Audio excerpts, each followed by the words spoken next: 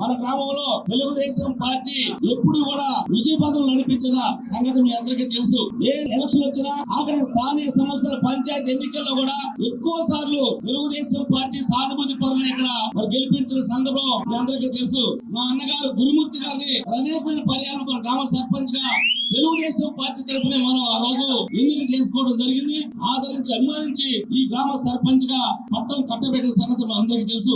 ఈ రోజు నుంచి కూడా తెలుగుదేశం పార్టీకి అండగా ఉంటూ అందులో భాగంగానే స్థానికంగా ఎంపీటీ సభ్యులు మట్టుపల్లి వెంకటేశ్వరరావు గారు కూడా మరి తెలుగుదేశం పార్టీకి వచ్చినందుకు ప్రత్యేకంగా అభినందిస్తా ఉన్నాం. అలాగే తోట శ్రీనివాసరావు గారిని మరి మట్టుపల్లి వెంకటేశ్వరరావు గారు అయితే గ్రామాభివృద్ధి కోసం ఎప్పుడు కూడా తన ముందు కృషి చేసి ఆ పార్టీలో గెలిచి కూడా గ్రామానికి ఇబ్బంది పడే పరిస్థితి వచ్చినప్పుడు ఎమ్మెల్యేలు కూడా ఎదురించి గ్రామ అభివృద్ధి కోసం అటువంటి వ్యక్తి, అలాంటి వ్యక్తి నరేంద్ర కుమార్ గారి ద్వారానే మన గ్రామ అభివృద్ధి చెందుతుంది. భవిష్యత్తులో నరేంద్ర కుమార్ గారి యొక్క సేవలు మన గ్రామానికి ఎంతో అవసరం అని చెప్పి మట్టుపల్లి వెంకటేశ్వరరావు గారు తెలుగుదేశం పార్టీ తీర్థం పుచ్చుకుంటున్నందుకు వారి అందరినీ కూడా ప్రత్యేకంగా అభినందిస్తా ఉన్నా.